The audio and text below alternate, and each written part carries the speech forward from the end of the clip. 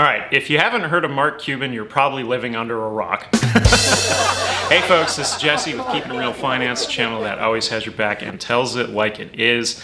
Today's video is going to be based around recent comments made by Mark Cuban regarding Bitcoin and the overall crypto market. For those who don't know, Mark Cuban is a billionaire. I think his website was broadcast.com that he sold to like Yahoo for like $5 billion. From there, he went on to buy the Dallas Mavericks. From there, he went on to Shark Tank, where he is now regularly a shark in investing in entrepreneurs, etc. So Mark Cuban had some comments he made recently. I wanted to talk about that in today's video. It should be interesting. I'm going to break it down, what it really means for all of you and what you need to know. All right. So as always, if you're a first-time viewer, make sure to hit the subscribe button. Click the bell to turn on notifications. And if you enjoyed today's video, make sure to hit the like button. It's really important, especially with videos in any relation to crypto. YouTube does like to gatekeep those videos. So if you do not hit the like button, then it does not get out there. So the more likes, the better. It'll get out there to the masses, and I would greatly appreciate it. All right, now let's get it going.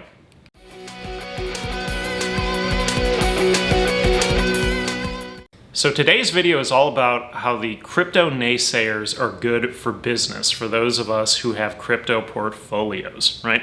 So in my last video, I talked about how the Bitcoin correction was on, and what has come out since that point in time, other YouTubers have posted also on the correction. I've seen even further breakdowns in addition to mine. One of the channels that I really enjoy and like to watch on the crypto front is Sheldon Evans' channel. He's based out of South Africa. He's got a fantastic channel, tells you all about different things with crypto, potentials, etc.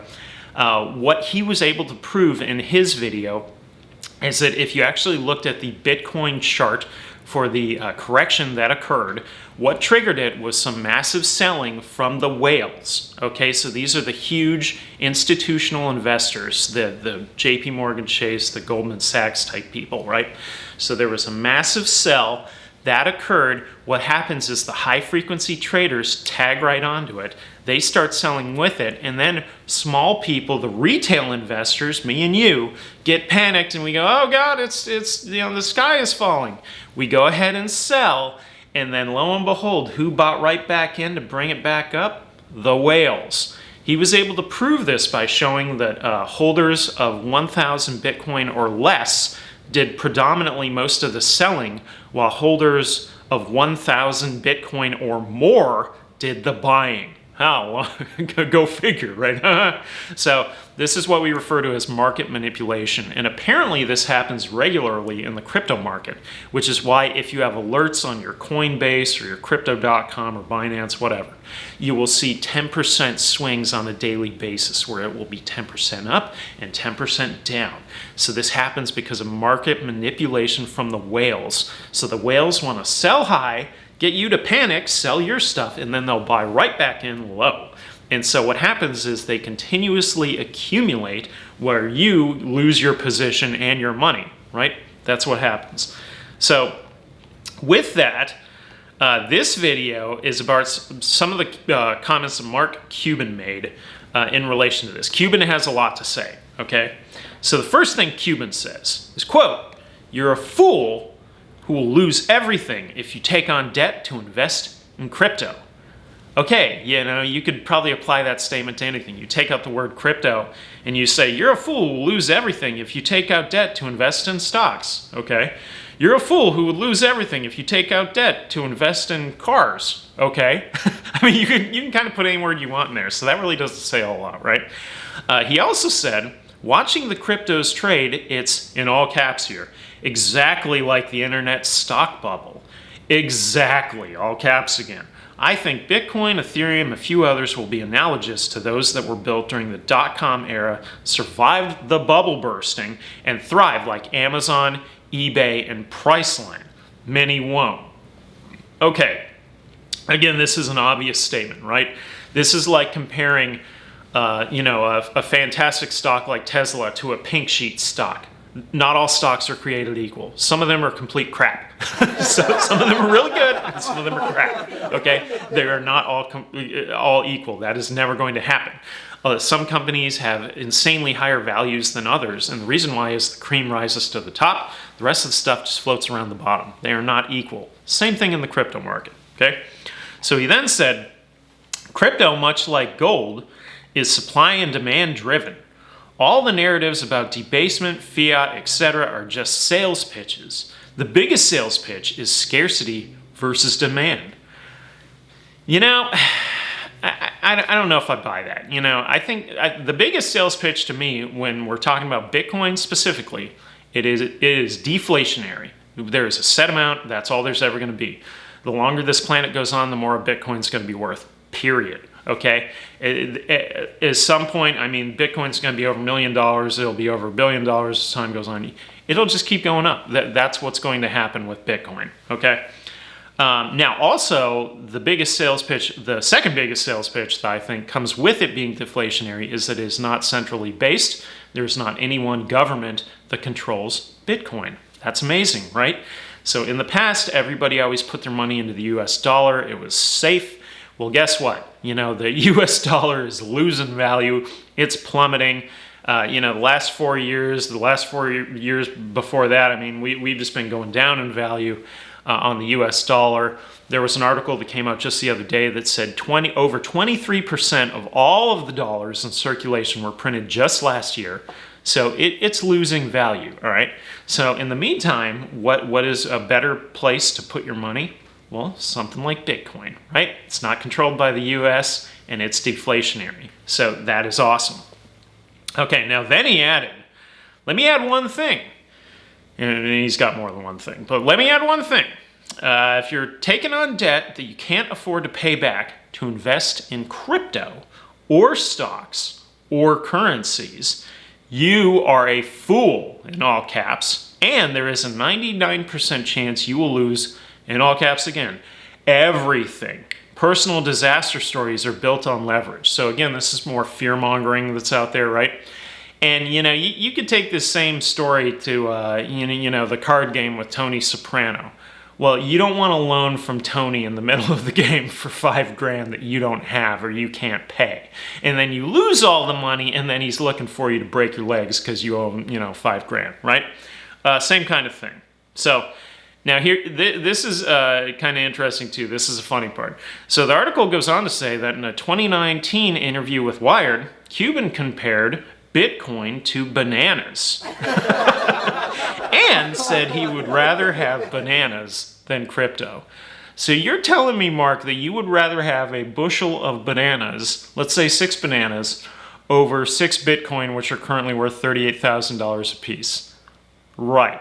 Somehow I don't buy that. Then he continued, okay, this same train of thought here in a 2020 article with Forbes, where he said, Bitcoin is what it is. Something that enough people have agreed upon is an investable asset. A banana has more utility. Potassium is a valuable nutrient to every person on the planet. But as long as people accept Bitcoin as a digital version of gold, it's investable. Well, you know what? No shit, Mark. Of course it's investable. It is better than gold. That's why it's investable, right? Now, in responding to one post, you'll get a kick out of this, right? Here's the record scratch part of the episode. He says, I don't think people realize I try to test and use all this stuff and have for years. Okay. I still have crypto from the early days of Coinbase. I've never sold anything. All right, that's a drop the mic, right? Drop the mic on that. Come on, man. You know, you were just dogging it, and then you tell me you have a crypto portfolio that you've had for years where you've never sold anything. Come on, man. You know, so that's just crazy. Now, so that's what he said there. Now, it does make me wonder what exactly is in Cuban's portfolio. Right? I am highly curious to see what's in that portfolio because I wonder if he has Bitcoin. I've never seen him on the big Bitcoin list, so he theoretically could be, but I don't think that he actually is, all right? Now, he then went on to debate with Tyler Winklevoss of the Winklevoss twins fame, because if you all remember with Tyler Winklevoss, he and his brother are involved in Gemini, a platform trading Bitcoin, and they have a absolute ton of Bitcoin between the two of them, right? Now, he debated with him about supply and demand, about balance sheets, and debasement, which basically came down to Cuban saying the value of Bitcoin is artificial, while Winklevoss argued the same goes for land. I would agree that's true. A Picasso, right? It's only as valuable as we think it is. Or the Dallas Mavericks franchise. So that's pretty funny, right? Now, Cuban, not to be outdone, had to have the last word. So here's what he says. Quote, "My only mistake on Bitcoin in particular was underestimating your ability," referring to Winklevoss, "and you get credit for this, to create a narrative and generate demand for it. You are the king of get long and get loud for Bitcoin, and that's not a bad thing." What? So he makes it sound like, Winklevoss is the only one who's buying Bitcoin or something, like he's the only one trumpeting this. Kind of bizarre. So now my thoughts. I feel like Cuban is arguing just for the sake of arguing. I've seen this episode before, right? He keeps reinforcing the point that value essentially is in the eye of the beholder, which is 100% true. No one's debating that. So there's no debate there, but he keeps stating it over and over and over again with his banana analogy, that it's in the eye of the beholder. Okay, great. I then find it funny and extremely ironic that Cuban admits he has a crypto portfolio after he's been dogging crypto publicly. So this is one of those things, this is a real whale thing to do, right? This is what the whales try and do. Every once in a while, you'll see a company that releases some bogus report on a stock where they want it to tank because they're currently short selling it. This is sort of that same kind of vibe. Yeah, I don't know why he's doing it publicly. I don't think, to my knowledge, that he has a substantial Bitcoin portfolio, but he is doing it publicly, which kind of, it's kind of a kind of head scratcher as to why that's occurring. Then he sort of underhandedly compliments Winklevoss as the king of preaching to the masses that a banana is worth, as of today, roughly $38,000. The catch here, though, is that Bitcoin, as I stated, is much bigger than the Winklevoss twins and always has been. It also serves the purpose of being better than gold, as it is easily bought and sold at any time of the day, and unlike a banana, which new ones are made every single day, Bitcoin is finite. So we know there's a fixed supply of Bitcoin. There will never be any more. Bananas, there will be many more. So bad analogy, Mark. Now, my view. The naysayers are actually great for business, right? And here are the reasons why. One, they create corrections that will be healthy for the crypto charts. We can't just have a chart that goes straight up. The greed index goes through the roof. That's not what we want. We want steady growth. So it is good and healthy in these charts to have corrections. That's a good thing. Now, they also create buying opportunities for those of us who follow these cryptos on a regular basis. So if you followed it when it plummets, that is a fantastic time to buy. As I've said many times here on the channel, Warren Buffett, the Oracle of Omaha, you know what he does? He buys when everyone is selling. And how's that worked out for him? You can look up his net worth in Google and go find out. All right? Now, lastly, his claims of comparing the crypto market to the dot-com bubble are basically unfounded. So what I would say is out of the 8,000 plus tokens that are out there all around the world, there's probably maybe 10 to 15 at most that I would ever invest in. They're the big dogs. There's probably the top, top two, Bitcoin, Ethereum, and it sort of drops off from there. Are there some fantastic up-and-comers? Absolutely. Somebody like a Cardano, for example, right? We'll have a later video on that. But Cardano's a fantastic one.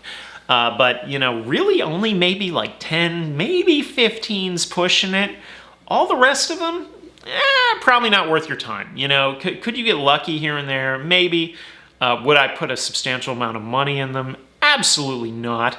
And let me just say also, you know, as my disclaimer, I am just a guy who's passionate about finance. This video is for informational and educational purposes only. That being said, I wouldn't go big on anything outside of maybe, you know, the top 10, 15, and that's stretching it, right? So Cuban's argument that this is like the dot-com bubble really just doesn't make any sense to me, because you can't say that Bitcoin and, you know, token number 8,000 are equal. They're not equal. It's the same thing with stocks. You can't say that Tesla is equal to a pink sheet. No, it's not. It's never been. It's not going to be. The pink sheet's crap. That's why it's in the pink sheets. Same thing with these tokens, right? Some of them are just crap and they're in the background, whatever. But the main ones you can make money on, just like with the stock market, okay? So that is today's video on why the naysayers are fantastic for business. I appreciate Cuban going out there and doing this. It's a good thing. And, you know, I would really love to know what his actual portfolio is in Coinbase. That could be interesting. I'd be curious about that. Just percentage-wise. I don't even know the dollar amounts. I'm just curious what he's holding, right? So maybe, you know, if any of you out there know Mark Cuban, you can toss him a message that we want to know what's in his portfolio, all right? All right, so that's the end of today's video. I hope you enjoyed it. If so, make sure to hit the like button. As always, this is Jesse with Keeping It Real Finance, and I will see you next time. Later.